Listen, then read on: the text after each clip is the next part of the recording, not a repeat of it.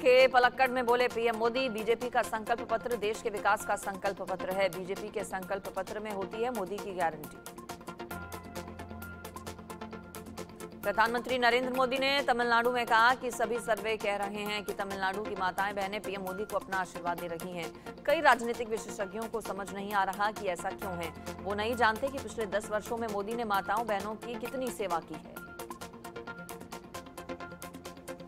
जम्मू के कठुआ में रक्षा मंत्री राजनाथ सिंह की रैली, विरोधी दलों को निशाने पर लिया। कहा पीएम मोदी के नेतृत्व में देश सुरक्षित।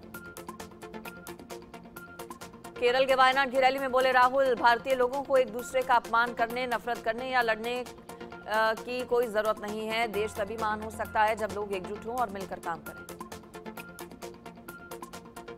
केंद्रीय गृह मंत्री अमित शाह ने त्रिपुरा में की रैली, अगरतला की सभा में विरोधी दलों को भ्रष्टाचार के मुद्दे पर घेरा। कहा इंडी गठबंधन है ठग बंधन।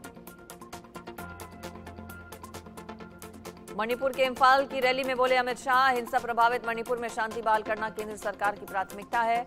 उन्होंने कहा लोकसभा चुनाव 2024 मणिपुर को तोड़ने वाली ताकतों और उसे एकजुट रखने वालों के बीच है।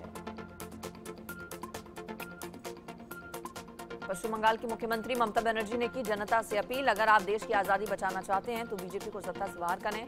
अगर बीजेपी जीती तो देश में भविष्य में कोई चुनाव नहीं होगा।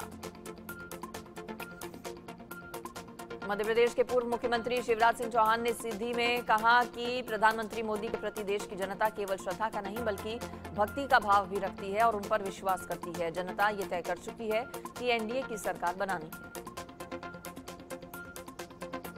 लखनऊ में प्रेस कॉन्फ्रेंस कर सीएम योगी ने मोदी सरकार के 10 साल का लेखा जोखा प्रस्तुत किया। योगी ने कहा केंद्र सरकार की योजनाओं का लाभ हर वर्ग को मिला है और युवा, महिला, गरीब और किसानों के मुद्दे हमारी प्राथमिकता में हैं।